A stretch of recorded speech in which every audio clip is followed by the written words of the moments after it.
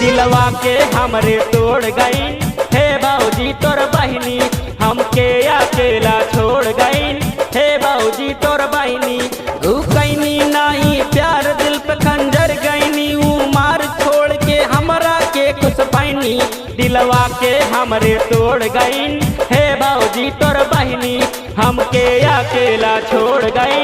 हे बाबूजी तोर बहिनी दिलवा के हमरे तोड़ गई। हे बाबूजी तोर बहिनी छोड़ गई, छोड़ गई। हे बाबूजी तोर बहिनी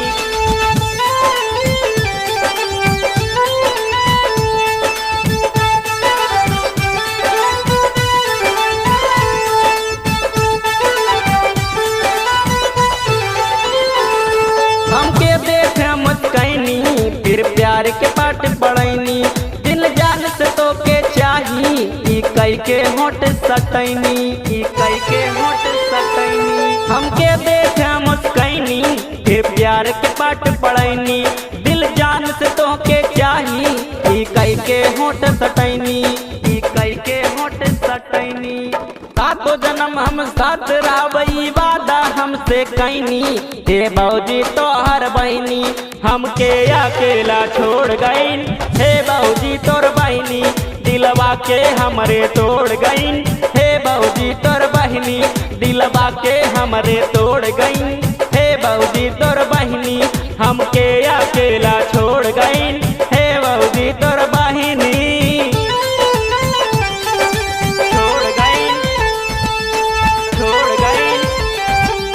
हे बाबूजी तोर बहिनी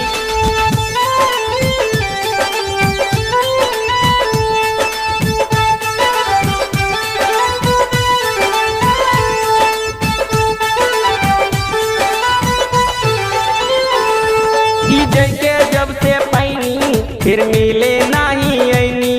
शेर बहादुर के दिल पे आरी खूब चलैनी, आरी खूब चलैनी।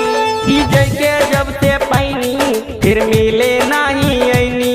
शेर बहादुर के दिल पे आरी खूब चलैनी, आरी खूब चलैनी।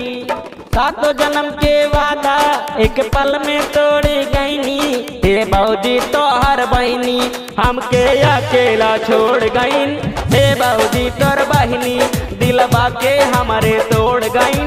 हे बाबूजी तोर बहिनी हमके अकेला छोड़ गईन। हे बाबूजी तोर बहिनी हमरे दिलवा के तोड़ गईन। हे बाबूजी तोर